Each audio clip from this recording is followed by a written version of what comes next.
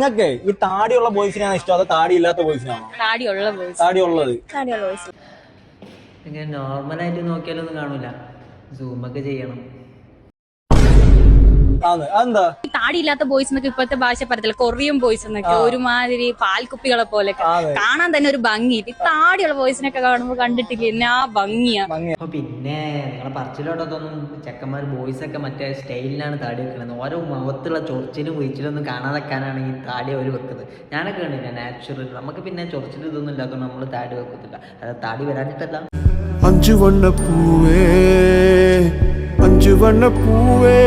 അടിപൊളിയാ.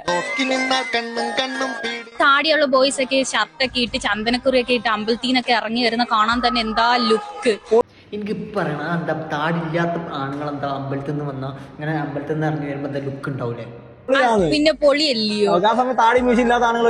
ഒരുമാതിരി കൊച്ചു പിള്ളേർ ഇറങ്ങി വരുന്ന ഒരു ഫീൽ അല്ലേ നമുക്ക് വരുന്നത്. ദാമ്പത്യ ജീവിതത്തിൽ വളരെ അത്യാവശ്യമാണ് താടിയുള്ളത്. അതെ ഗൈസ്, ദാരിദ്ര്യം വരുമ്പോൾ ദാമ്പത്യ ജീവിതത്തിൽ താടിയും ഇതൊക്കെ വേണം. അതാകുമ്പോൾ എന്താ പറയുക, ഈ പറ്റ ദാരിദ്ര്യത്തിലേക്ക് എടുക്കുമ്പോൾ ഇതിന്ന് ഓരോ ഇതളുകൾ ഇങ്ങനെ പറിച്ചിങ്ങനെ വിറ്റാൽ മതിയല്ലോ. എനിക്ക് പിടിച്ചോണ്ടിരിക്കല്ലോ, നല്ല രസമല്ലേ? പിടിച്ചോണ്ടിരിക്കാന്നോ? താടിനല്ലോ ഉദ്ദേശിച്ചാവോ?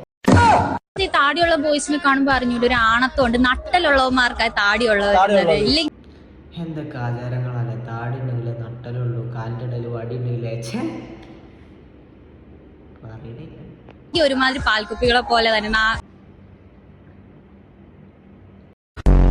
ഒരു നട്ടലും ഇല്ല, ചുമ്മാ താടിയും വളർത്തത്തില്ല, മീശയും വളർത്തത്തില്ല, എല്ലാം ഇങ്ങനെ ക്ലീൻ ഷേവ് ചെയ്തോണ്ട് ഇങ്ങനെ നടക്കും. നിനക്ക് അതിൽ സന്തോഷമായില്ലേ? ഒന്നുപോലും കിട്ടാതെ മേത്തേക്ക് തന്നെ കൊണ്ടുവരുന്നില്ലേ?